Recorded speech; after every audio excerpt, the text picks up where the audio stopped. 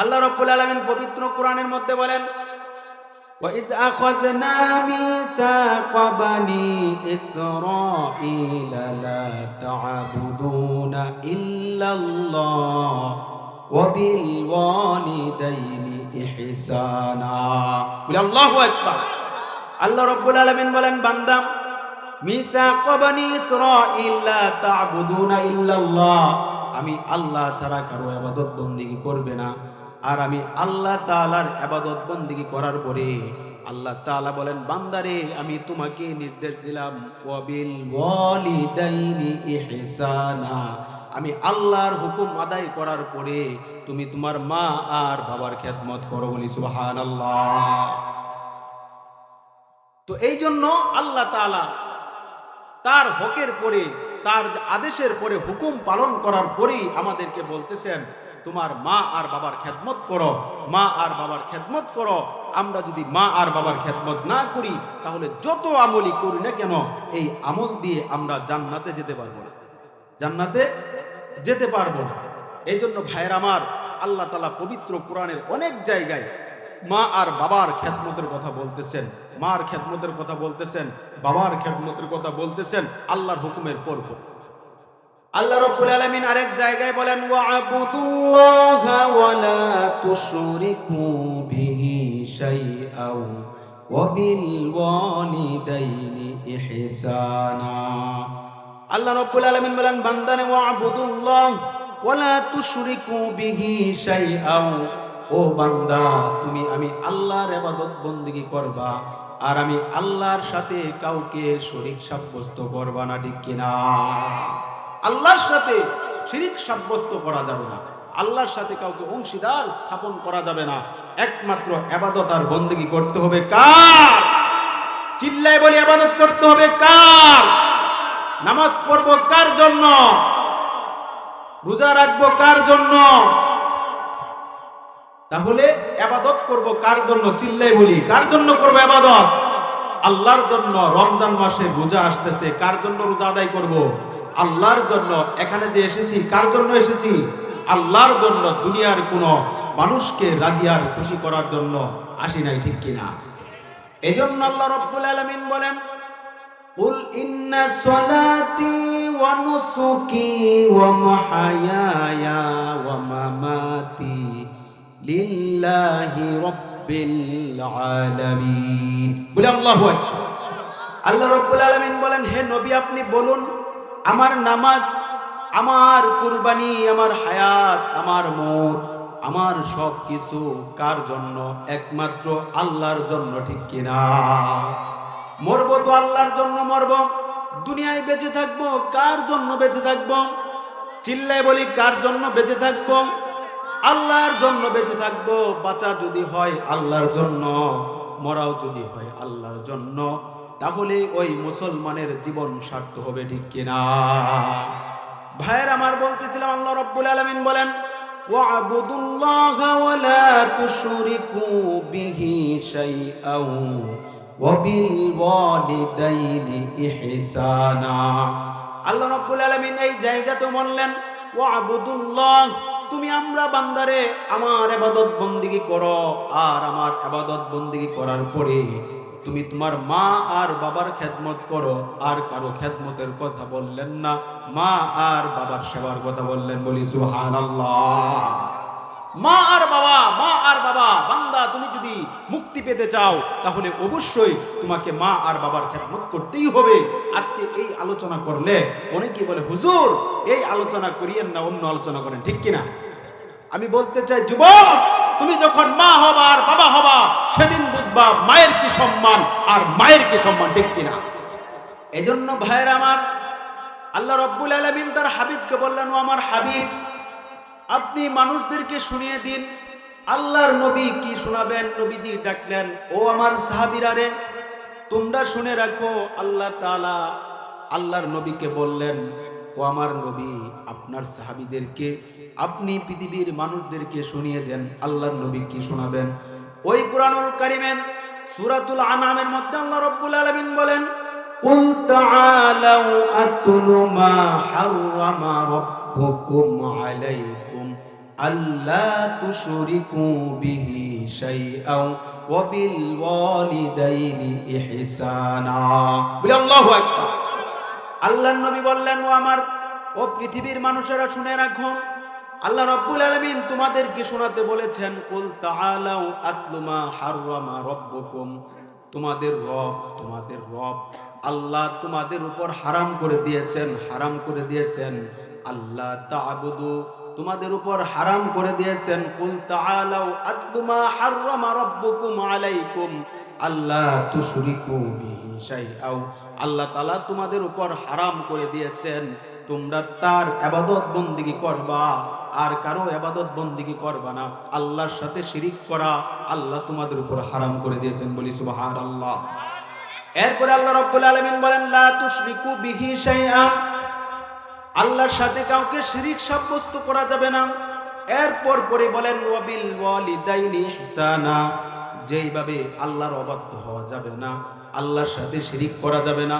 আল্লাহ বলেন, ও পৃথিবীর মানুষ তোমরা জেনে রাখো, ঠিক তেমনি ভাবে মা আর বাবার অবাধ্য হওয়া যাবে না। বলি সুবহানাল্লাহ। আল্লাহর সাথে যেইভাবে শিরিক সাব্যস্ত অবাধ্য আল্লাহর হওয়া যাবে না, আল্লাহ বললেন, ও পৃথিবীর মানুষেরা ঠিক তেমনি ভাবে তুমি তোমার মা আর বাবার অবাধ্য হতে পারবে না। বলি সুবহানাল্লাহ। ভাইরা আমার, অবাধ্য হলে কি হবে? আর যদি বাধ্য হন কি হবে? কিতাবের মধ্যে সুন্দর একটা ঘটনা নিয়ে আসছেন। হযরতে আলকামা রাদিয়াল্লাহু তাআলা আনহু, এমন কোন মুসলমান নাই যে নাকি আলকামার নাম শুনে নাই। আলকামা রাদিয়াল্লাহু তাআলা আনহু, আমরা জানি কিনা আলকামা? জানি না। আল্লাহর নবীর একজন সাহাবী ছিলেন আলকামা। বেলাল রাদিয়াল্লাহু তাআলা আনহু আলকামার খবর এনে রাসূলের কাছে দিলেন, বললেন, ইয়া রাসূলুল্লাহি, আলকামার মৃত্যু হয়ে যাচ্ছে, মুমূর্ষু অবস্থায় তিনি উপনীত হয়ে গেছেন, কিন্তু জবান দিয়ে কালেমা জারি হচ্ছে না। বলি নাউজুবিল্লাহ। এই খবর যখন বেলাল নিয়ে আসলেন, আল্লাহর নবী বললেন, বেলাল, আলকামার কি কোনো মা অথবা বাবা জীবিত আছে? খবর নিয়ে দেখো। বেলাল খবর নিয়ে দেখলেন, আলকামার বাবা নাই, মা জীবিত আছেন। আল্লাহর রাসূল বললেন, বেলাল রে, আলকামার মাকে আমার কাছে আসতে বলো। বেলাল আলকামার মাকে রাসূলের কাছে আসতে বললেন। আসার পরে বললেন, ও আলকামার মা, তোমার আলকামার আমলের ব্যাপারে কেমন ছিল একটু আমাকে জানাও। আলকামার মা বলে, ইয়া রাসূলুল্লাহি, আমার ছেলে আলকামা আমল ছিল ভালো, নামাজ ছিল ভালো, রোজা ছিল ভালো, সব আমল ভালো ছিল। আলকামার আমার জানা মতে সব আমল ভালো ছিল। আল্লাহর নবী বললেন, ও আলকামার মা, তোমার সন্তানের যদি সব আমল ভালো থাকে, তাহলে আলকামার জবান দিয়ে কেন কালেমা জারি হচ্ছে না? এবার আলকামার মা বলে, ইয়া রাসূলুল্লাহি, আমার সন্তান সব আমল করেছে, কিন্তু একটা বিষয় আমার সন্তান বেখেয়াল ছিল। সেটা হলো, আমার সন্তান বিয়ে করেছিল, কিন্তু তার বউকে আমি মায়ের উপর প্রাধান্য দিত, এই জন্য আমি মায়ের অন্তরের মধ্যে একটু কষ্ট করি। নাউজুবিল্লাহ। আল্লাহর রাসূল বললেন, আমার আর বুঝতে বাকি নাই, এই মায়ের মনে কষ্ট, এই জন্যই আলকামার জবান দিয়ে কালেমা জারি হচ্ছে না। বলি সুবহানাল্লাহ। এবার আল্লাহর রাসূল বলতেছেন, বেলাল, কিছু লাকড়ি সংগ্রহ করো, আর ওই লাকড়িতে আগুন ধরিয়ে দাও, আর ওই আগুনে আলকামাকে জ্বালিয়ে পুড়িয়ে শেষ করে দাও। বলি নাউজুবিল্লাহ। এই কথা যখন আল্লাহর নবী বললেন, আলকামার মা বলে, ইয়া রাসূলুল্লাহি, আমি মা জীবিত থাকার পরেও আমার সন্তানকে আগুনে জ্বালিয়ে পুড়িয়ে পোড়ানো হবে, আমি মা কিভাবে মানব? আল্লাহর রাসূল বললেন, ও আলকামার মা, তোমার সন্তানকে যদি দুনিয়ার আগুন দিয়ে জ্বালানো হয়, দুনিয়ার আগুন তো সামান্যতম আগুন, কিন্তু তোমার সন্তান যদি ঈমান হারা হয়ে মারা যায়, তাহলে এর থেকে বহুগুণ আগুনের মধ্যে তোমার আলকামাকে জ্বালানো হবে। নাউজুবিল্লাহ। এবার আলকামার মা বললেন, ইয়া রাসূলুল্লাহি, আলকামার মার আর বুঝতে বাকি নাই, বললেন, ইয়া রাসূলুল্লাহি, আপনাকে সাক্ষী রেখে, সাহাবায়ে কেরামদেরকে সাক্ষী রেখে আমি আমার আলকামাকে ক্ষমা করে দিলাম। আলকামার মা যখন ক্ষমা করে দেয়, খবর নিয়ে দেখা যায় আলকামার জবান দিয়ে সঙ্গে সঙ্গে জারি হয়ে যায়। বলি আশহাদু আল্লা ইলাহা ইল্লাল্লাহু ওয়া আশহাদু আন্না মুহাম্মাদান আবদুহু ওয়া রাসূলুহু। স্ত্রীকে মার থেকে বেশি অগ্রাধিকার দিত। মার মনে এতটুকুন ব্যথা, সাহাবী হতে পেরেছে, কালেমাদারি হচ্ছে না, যতক্ষণ পর্যন্ত মা দিল থেকে ওই সন্তানকে ক্ষমা না করে দিয়েছেন। এই জন্য ভাইয়ের আমার, আমরা অনেকেই অনেক কিছু হয়ে যাই, আমরা শিল্পপতি হয়ে যাই, সমাজসেবক হয়ে যাই, এমপি হয়ে যাই, মন্ত্রী হয়ে যাই, আলেম হয়ে যাই। আল্লাহর কসম করে বলছি, আল্লাহর কসম করে বলছি, যতক্ষণ পর্যন্ত আমার আর আপনার মা আমার উপর আপনার উপর রাজি না থাকবে, আল্লাহর জান্নাত হারাম হয়ে যাবে, হারাম হয়ে যাবে, ঠিক কিনা? এই জন্য ভাইয়ের আমার, জামল করব, ইনশাআল্লাহ করব, আলহামদুলিল্লাহ, কিন্তু মা আর বাবাকে রাজি আর খুশি করা লাগবে, মা আর বাবাকে খুশি রাখা লাগবে, রাজি রাখা লাগবে। তাহলে এই আমল দিয়ে আল্লাহর জান্নাত আমরা পাইতে পারি, অন্যথায় আল্লাহর জান্নাত পাওয়া যাবে না, ঠিক কিনা? ভাইয়ের আমার, হযরত আবু হুরাইরা একজন সাহাবী, যার নাম কেউ এমন নাই যে জানে না। সব থেকে বড় একজন সাহাবী, তার নাম হলো হযরত আবু বকর সিদ্দিক রাদিয়াল্লাহু তাআলা আনহু। বলি সুবহানাল্লাহ। আল্লাহর নবী আবু বকর সম্পর্কে বলেন, আমার আবু বকর এই উম্মতের মধ্যে এমন দামি, আমার আবু বকর, আমার আবু বকরের আমলনামা যদি এক পাল্লায় রাখা হয় আর গোটা উম্মতের আমলনামা যদি আরেক পাল্লায় রাখা হয়, তাহলে আমার আবু বকরের আমলনামার পাল্লায় বাড়িও। বলি সুবহানাল্লাহ। আল্লাহর নবীর আরেকজন সাহাবী ছিলেন হযরত আবু হুরায়রা। আল্লাহর নবীর জলিল কদর সাহাবী। হাদিসের কিতাবগুলিতে দেখা যায়, যত হাদিস বর্ণনা করা হয়েছে হাদিসের কিতাবগুলির মধ্যে সব থেকেই বেশি হযরতে আবু হুরায়রা থেকে বর্ণিত হাদিস, ঠিক কিনা? এই যে হুজুর আছেন, সব থেকে বেশি আবু হুরায়রা ক্বালা রাসূলুল্লাহ সাল্লাল্লাহু আলাইহি ওয়াসাল্লাম আন নবী হুরায়রা রাদিয়াল্লাহু তাআলা আনহু ক্বাল। এই যে আবু হুরায়রা এত হাদিস মুখস্থ করেছেন, এই আবু হুরায়রা পড়তে গিয়ে, ও মাদ্রাসার বাইরে একটু লক্ষ্য করে শুনি, আপনাদের কথাটা আসছে। এই আবু হুরায়রা ইলম শিখতে গিয়ে এত পরিমাণের কষ্ট করেছেন, এত পরিমাণের কষ্ট করেছেন, কয়েকদিন লাগাতার তিনি খেতে পারেন নাই। বলি সুবহানাল্লাহ। এই আবু বকর যখন না খেয়ে থাকতে থাকতে শরীর দুর্বল হয়ে গেছে, সাহাবায়ে কেরাম মনে করতেছে বেহুশ হয়ে পড়ে গেছে। সাহাবায়ে কেরাম মনে করতেছে হয়তোবা আবু হুরায়রার মিকরি ব্যারাম হয়ে গেছে, কিন্তু না, আবু হুরায়রা ইলম শিক্ষা করার জন্য না খেতে খেতে তার এই অবস্থা হয়ে গেছে। বলি সুবহানাল্লাহ। এই আবু হুরায়রা তিনি হযরতে বেলাল রাদিয়াল্লাহু তাআলা আনহু জিহাদের দামামা বাজিয়ে দিয়েছেন, জিহাদ করবে। সাহাবায়ে কেরাম, হযরতে আবু হুরায়রা বলতেছেন, ও মা, আমি যুদ্ধে যাব, জিহাদ করব। আবু হুরায়রার মা বলতেছে, বাবারে, আমি অসুস্থ, তুমি যদি যুদ্ধে চলে যাও তাহলে আমার দেখাশোনার কোনো লোক থাকবে না। এবার হযরতে আবু হুরায়রা বলল, মা, বেলাল যুদ্ধের দামামা বাজিয়ে দিয়েছে, জিহাদ করব মুশরিকদের সঙ্গে, আর আলা কালেমাতুল্লাহ, আমি আল্লাহর দ্বীনকে দুনিয়ার মধ্যে প্রতিষ্ঠিত করব, আমি তোমার কাছে থাকতে পারবো না। এই কথা যখন বললেন, আবু হুরায়রার মা অন্য রাস্তা দিয়ে আল্লাহর নবীর কাছে গিয়ে হাজির হয়ে গেলেন, বললেন, ইয়া রাসূলুল্লাহ, আমি অসুস্থ, আমি আবু হুরায়রার মা অসুস্থ, আর আমার ছেলে যুদ্ধে যাওয়ার জন্য প্রস্তুতি নিচ্ছে। আল্লাহর নবী বললেন, ও আবু হুরায়রার মা, তুমি বাড়ি চলে যাও। সঙ্গে সঙ্গে আবু হুরায়রার মা বাড়ির দিকে প্রত্যাবর্তন করতে লাগলেন। তিনি জানতেন নবীজি এমন কোনো কাজের সিদ্ধান্ত দিতে পারেন না যে কাজ করলে মানুষের জন্য অমঙ্গল হয়, ঠিক কিনা? এবার অন্য রাস্তা দিয়ে আবু হুরায়রা চলে আসছে, বললেন, ইয়া রাসূলুল্লাহ, আসসালামু আলাইকা ইয়া রাসূলুল্লাহ। আল্লাহর নবী সালামের উত্তর দেওয়ার পরে বলতেছেন, ও আবু হুরায়রা, কেন আসছো?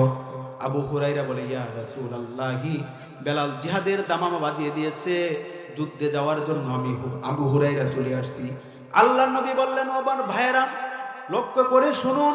আল্লাহর নবী বললেন, ও আবু হুরায়রা, জিহাদে যাওয়া লাগবে না, জিহাদে যাওয়া লাগবে না, ঘরে যাও, মার খেদমত করো, আল্লাহ তাআলা তোমাকে জিহাদের সওয়াব দান করবেন। বলি সুবহানাল্লাহ।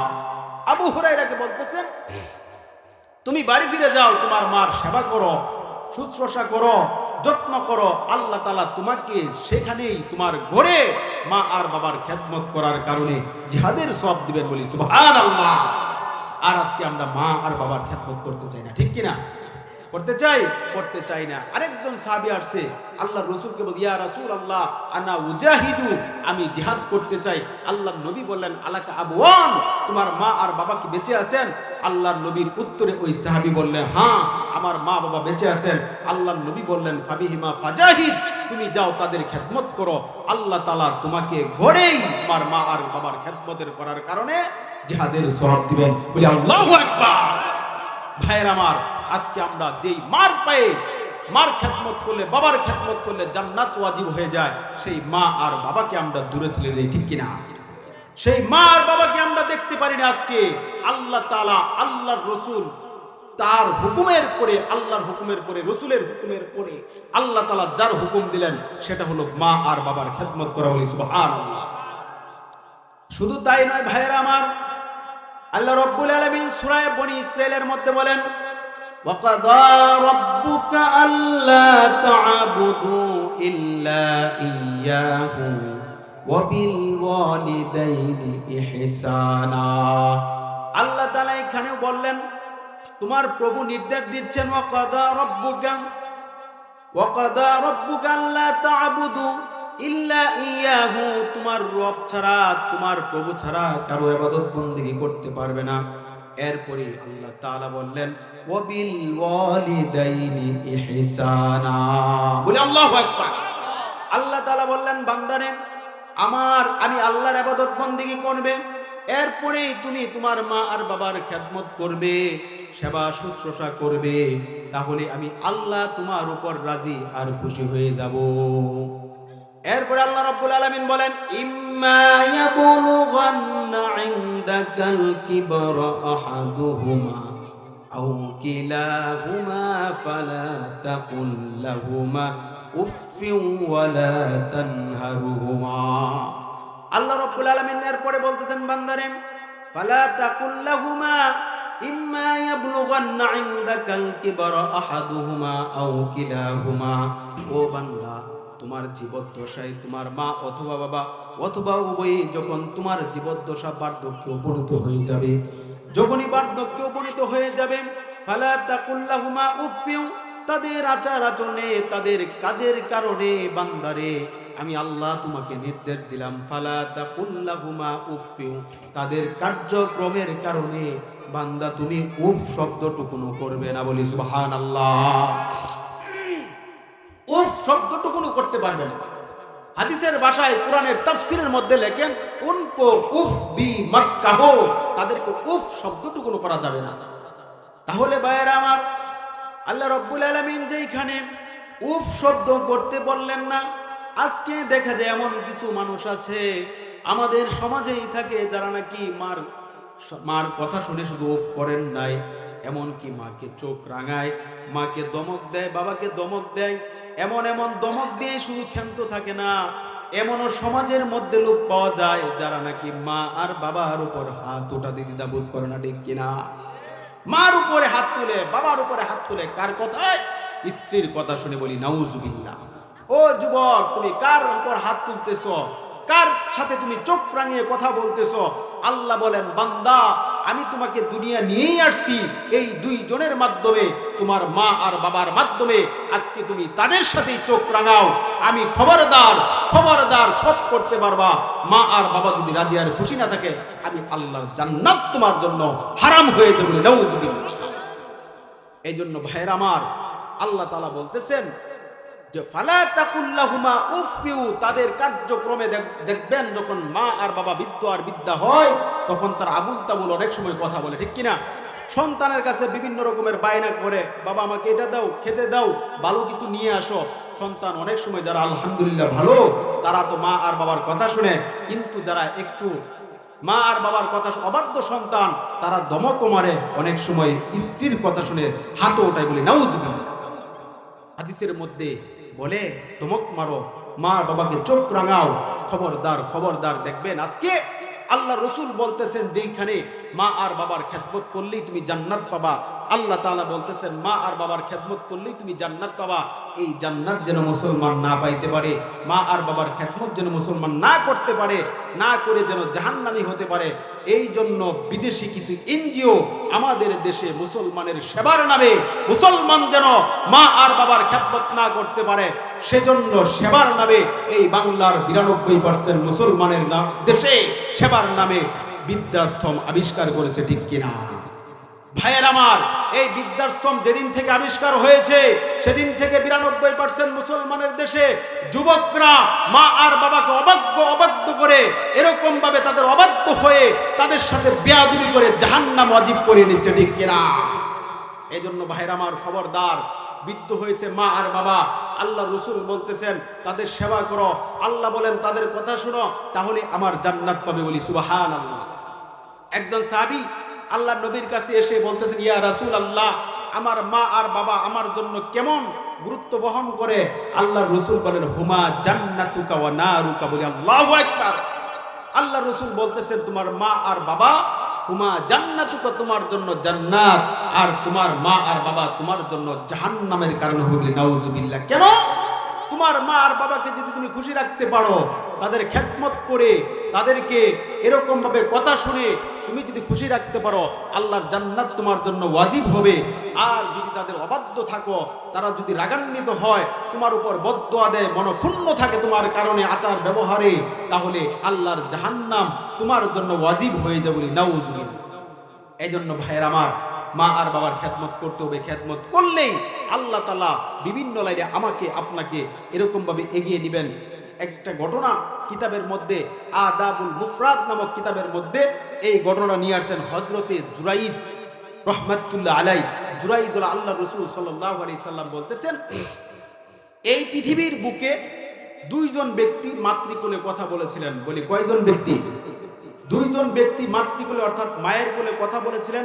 একদম দুধের বাচ্চা, সবেমাত্র ভূমিষ্ঠ হয়েছে এমন দুইজন বাচ্চা মাতৃকুলে কথা বলেছিলেন। কয়জন? দুইজন। সাহাবায়ে কেরাম প্রশ্ন করেন, ইয়া রাসূলুল্লাহ, এই দুইজনকে আল্লাহর রাসূল বলেন, একজন হলো ঈসা ইবনে মারইয়াম, আরেকজন হলো জুরাইজওয়ালা। সাহাবীরা প্রশ্ন করলো, ইয়া রাসূলুল্লাহ, ঈসা ইবনে মারইয়াম আমরা চিনেছি, হযরত ঈসা আলাইহিস সালাম তার মায়ের কোলে কথা বলেছিলেন, কিন্তু জুরাইজওয়ালা এটা আবার কে?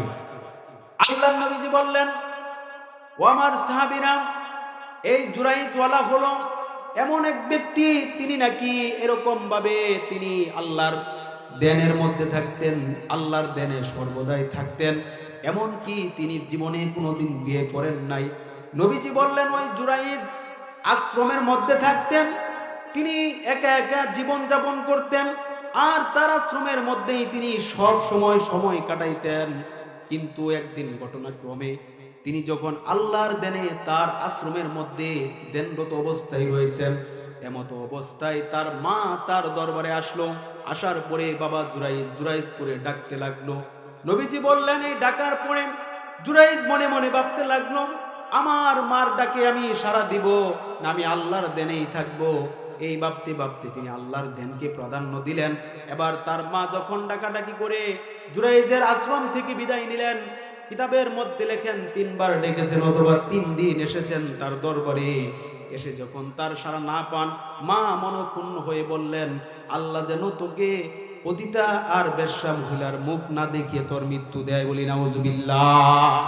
এই বদদুয়া মা দিয়ে দিলেন। বললেন, জুরাইজ, তোকে আমি ডাকলাম, তুই আমার ডাকে সাড়া দিলি না, আল্লাহ যেন তোকে পতিতার মহিলার মুখ না দেখিয়ে মৃত্যু না দেয়, বলি নাউজুবিল্লাহ। এবার ঘটনাক্রমে ওই জুরাইজের আশ্রমের পাশেই থাকতো এক রাখাল, আর ওই রাখালের কাছে একজন মহিলা আসা যাওয়া করত।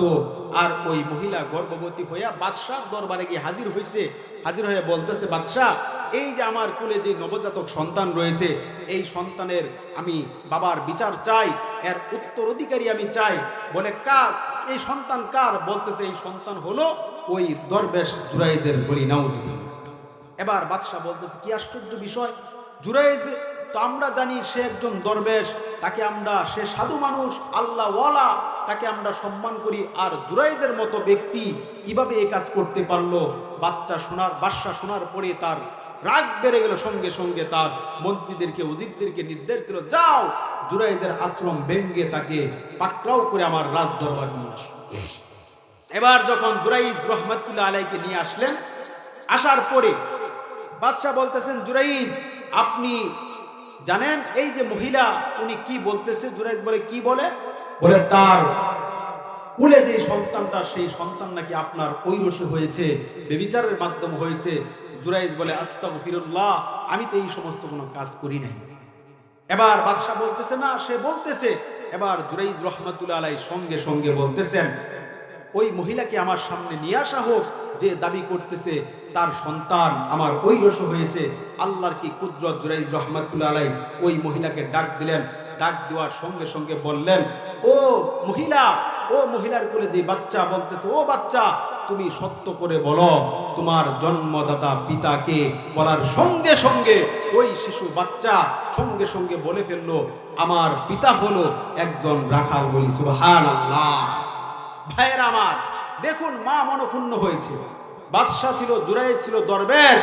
তিনি, তার মা বলেছিল, পতিতার মুখ যেন দেখিয়ে না দেখিয়ে আল্লাহ তোমার মৃত্যু না দেয়।